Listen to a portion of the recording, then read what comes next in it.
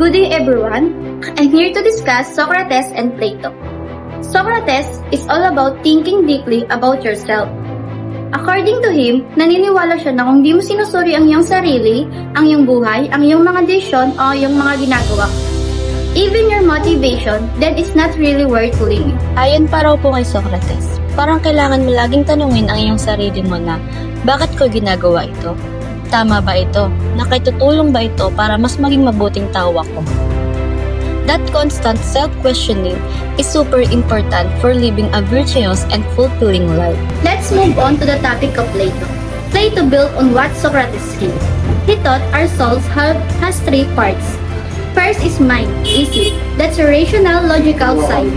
Second is spirit, kalooban. That's your drive, ambition, and courage. Third is appetite, pagnanasa, your desires, wants, and basic instinct. Para mabuhay daw tayo ng mas maayos o mas mabuti, kailangan natin ng tatlong balanse nito. If your desires take over, you might be impulsive and make rash decisions. If your spirit, you might be overly ambitious and neglect other important aspects of your life. But if your mind is in charge, guiding your spirit and managing your desires, you can make wise and ethical choices.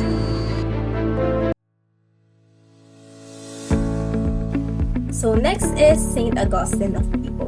So he is a Christian theologian and philosopher. So here, it's more on religious perspective. He helped develop the Western Christianity through the books he wrote like The City of God, On Christian Doctrine, and The Confession. Augustine believed that the sin is the reason why people feel unhappy. So he said that the sins weaken our free will, which means it makes it harder for us to choose kung ano nga ba yung tama o mali. So he believed that we develop our identity or pagkakakilanlan over time. So paano nga ba natin makikilala yung sarili natin according to Saint Augustine? So he said that there are two important steps, and the first step is self-presentation. So sa self-presentation, this is how we show ourselves to others, which leads to the second step, which is the self-realization, which shows how we slowly discover and understand who we really are. St. Augustine believed that the man cannot be complete without the soul, and that the body and the soul is inseparable. Knowing God is equal to knowing ourselves, and that the true happiness is found through God's love. So Augustine also studied the connection between the mind and the body.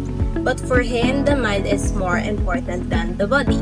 And the best way to truly understand yourself is by doing self-analysis, which means thinking deeply about your thoughts, feelings, and actions. So next is René Descartes. So he was a French philosopher, scientist, and a mathematician. He is known as the father of modern Western philosophy. He believed that there are two distinct entities, the cogito and the extensa. The cogito is the mind, while the extensa is the body. So he created something called Cartesian philosophy, which says na ang mental acts or the way we think is nakaka-apekto sa physical actions natin. He believed that our ability to think, imagine, remember, and understand help us learn and know things. Descartes described the mind as an intellectual substance, meaning it's a powerful part of us that can think and decide. His famous quote is cogito ergo sum, which means I think therefore I am. This means nag-iisip ako, ibig sabihin nag-i-exist ako. There is already a concept of self.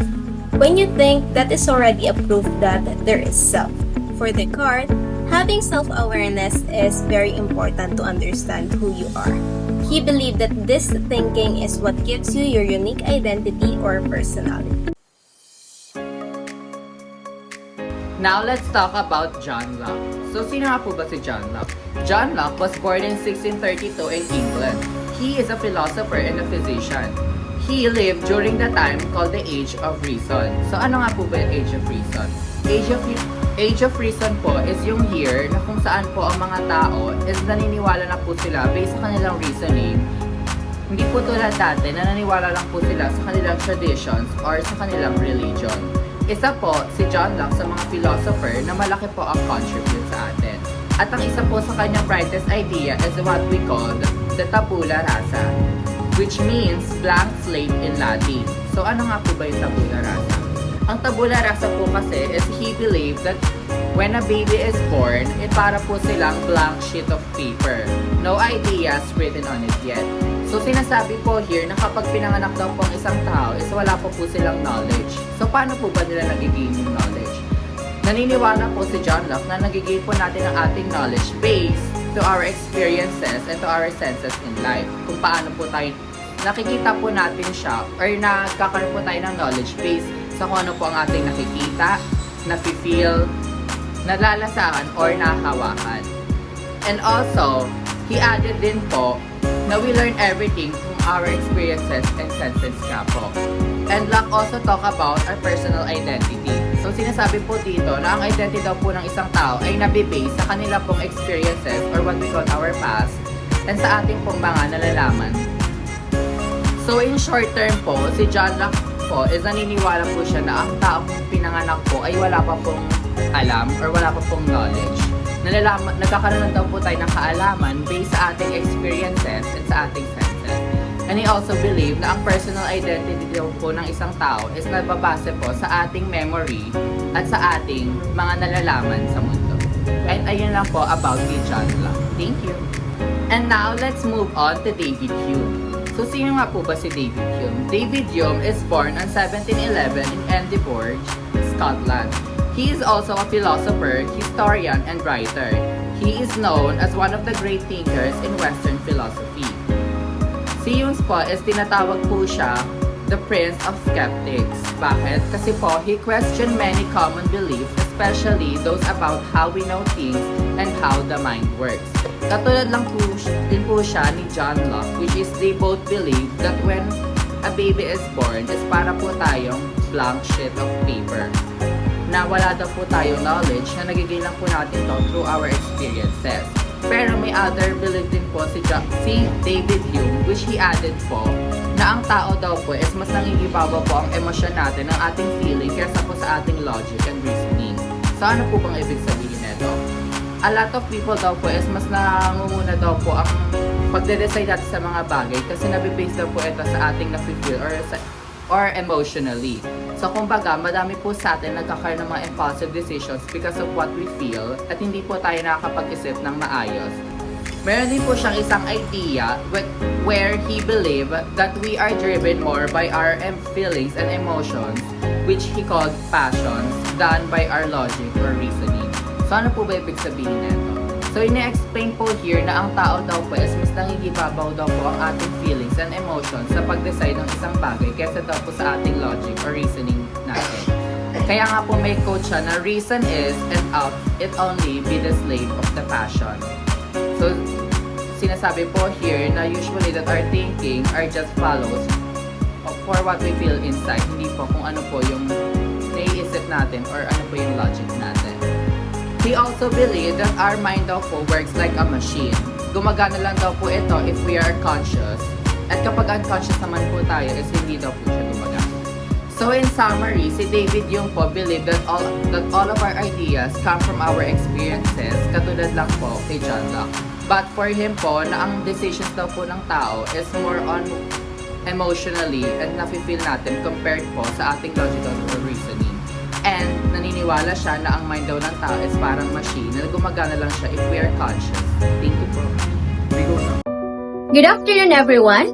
My name is May. Today I will discuss about the philosophical perspective of Immanuel Kant. Immanuel Kant is a modern Western philosophy born in Prussia. His contributions significantly shape our understanding of the self among many others concepts. He didn't think that you could study the self by simply observing it.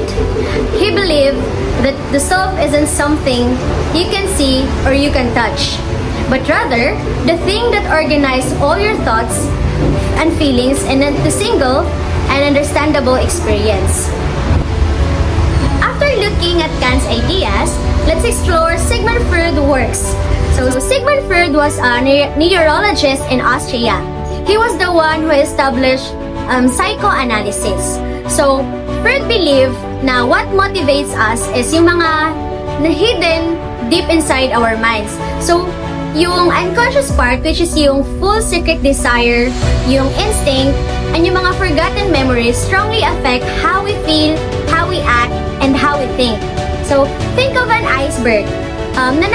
Yung small part niya lang yung nakalitaw, but yung most of the part is nakatago lang underwater. So, to understand Freud's view of the self, kailangan daw po natin maintindihan yung structural model of the psyche.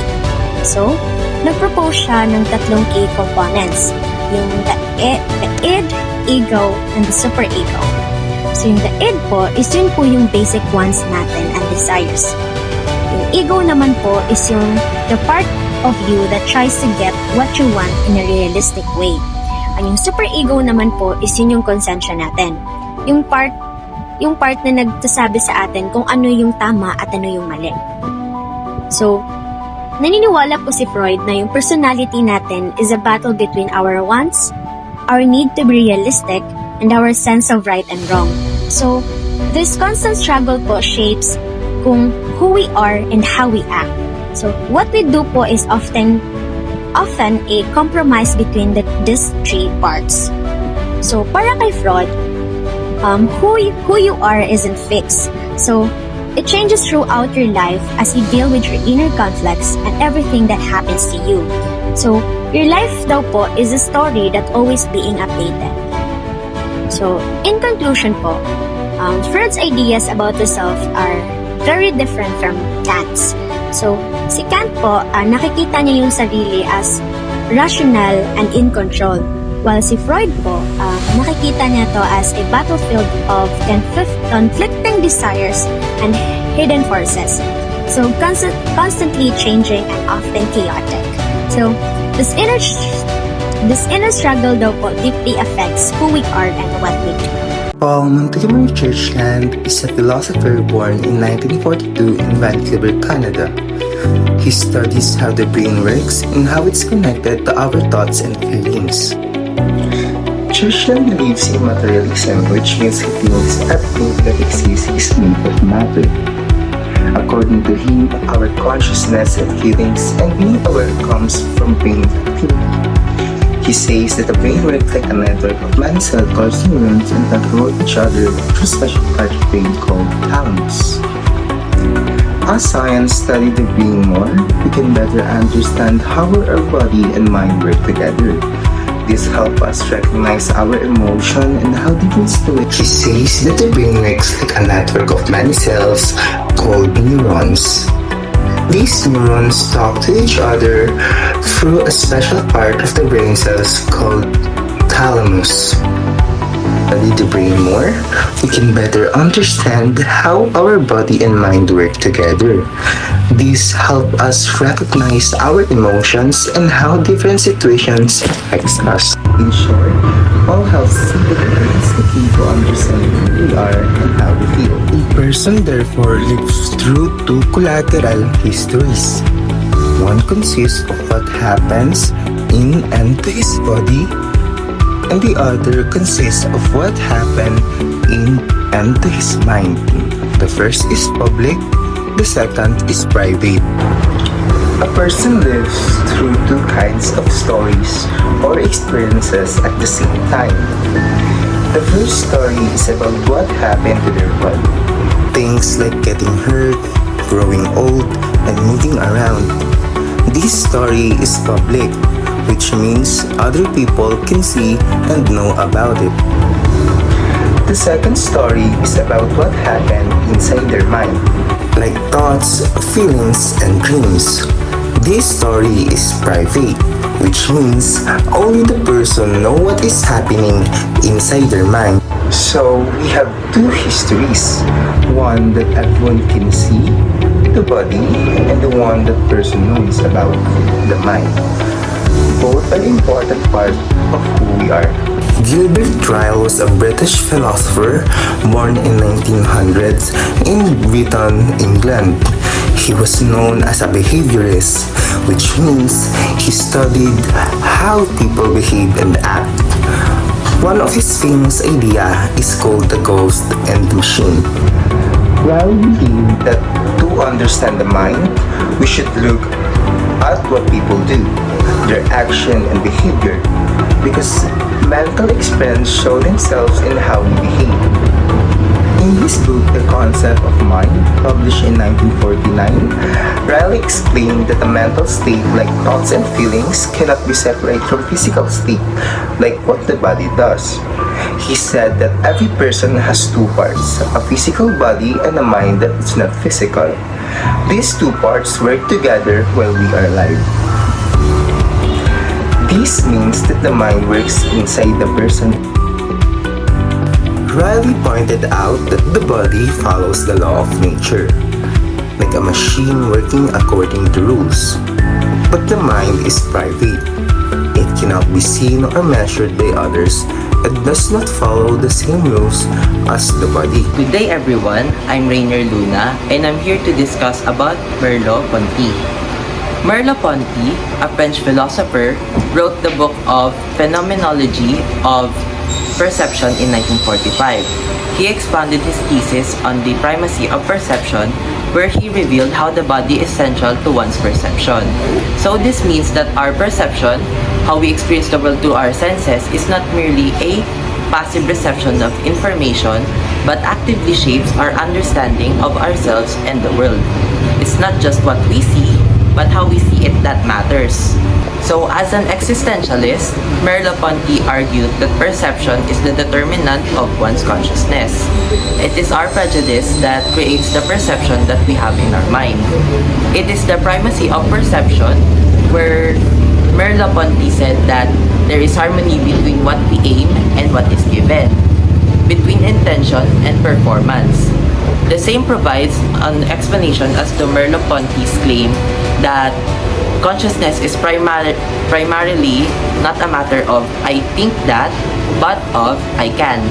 Hence, in this argument, it shows how action is required on the information of self-perception as well as self-concept. Good day everyone, I'm here to discuss about Buddhism. So in Buddhism, Siddhartha Gautama Buddha develops a doctrine called anatta. What is anatta?